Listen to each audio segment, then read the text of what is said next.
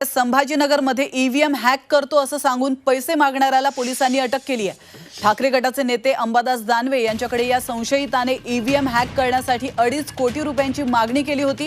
दानवेंच्या भावाने याबाबत पोलिसात तक्रार केली होती आणि त्यानुसार पोलिसांनी सापळा रचत एका हॉटेलमध्ये 1 लाख रुपये घेताना त्याला रंगेहात पकडलाय।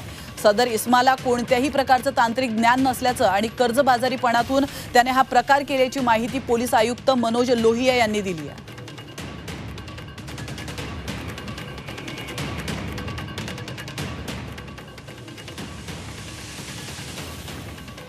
हा भामटा चोर आहे। ॲक्च्युअली तो आर्मीमध्ये जवान आहे, जम्मू काश्मीरला पोस्टेड आहे। त्याच्यावर खूप कर्ज झालं होतं, मग भामटीगिरी करण्यासाठी त्यानं थापा बनाव केलेला आहे। त्याने विरोधी पक्षनेते अंबादास दानवे साहेबांकडे पैसे मागितले होते आणि त्यांच्या भावानी आपल्याकडे तक्रार दिली होती की त्यांना देखील शंका होतीच की हा भामटा कोणीतरी आहे आणि मग त्यांनी तक्रार केली। त्यांच्या तक्रारीप्रमाणे आपण गुन्हा देखील दाखल केला आहे।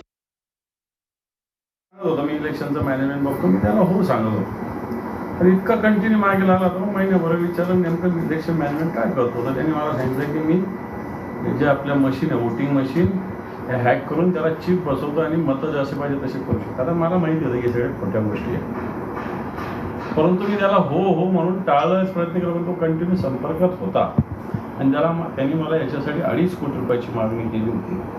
मग मी संभाजीनगरचे पोलीस आयुक्त माननीय मनोज लोहिया साहेबांना या संदर्भात पूर्ण माहिती